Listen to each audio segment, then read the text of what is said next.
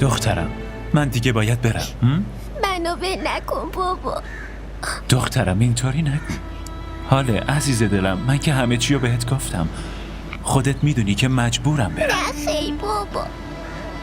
حاله عزیزم، مطمئنم اینجا همه خیلی دوستت دارن. من به خاطر خوبی خودته که تو رو اینجا میذارم. از من خسته شدی میخوای ولم کنی؟ نه دختر قشنگم، چرا این حرفو میزنی؟ ببین، عموی بزرگت هست، عموی کوچیکت هست، زنموات هستن، مامان بزرگت هست. اینجا خیلی بهت خوش میگذره.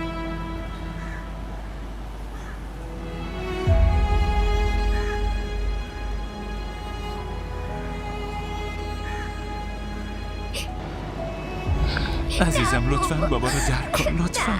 خب داداش حرفاتون زیاد شد، پروازت هم دیر میشه، میدونی که چقدر ترافیکه. دخترم برو من دیگه باید برم. بذار بابات بره. آفرین دخترم. دوست دارم عزیزم. نه بابا لطفاً. برو.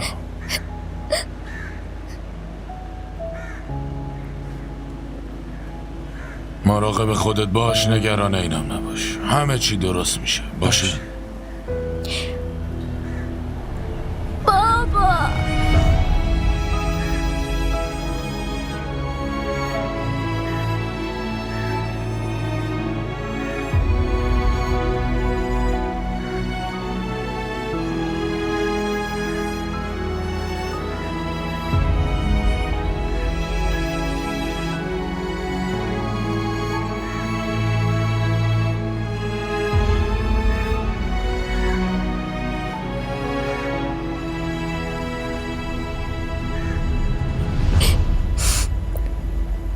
دیگه بریم، وقتی اومدن بچه ها از مدرسه است باید نهار درست حالا کنیم. نهار رو ول کنید، کی میخواد درست کنه؟ از بیرون یه چیزی سفارش میدیم دور هم میخوره. آره خب دیگه بریم. بفرما.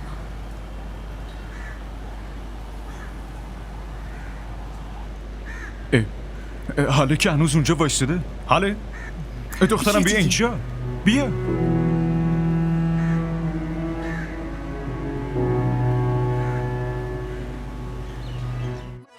همراه ما باشید و فراموش نکنید که سابسکرایب کنید تا بهترین سریال ها را با دوبله فارسی از تلویزیون دیدی تیوی تماشا کنید.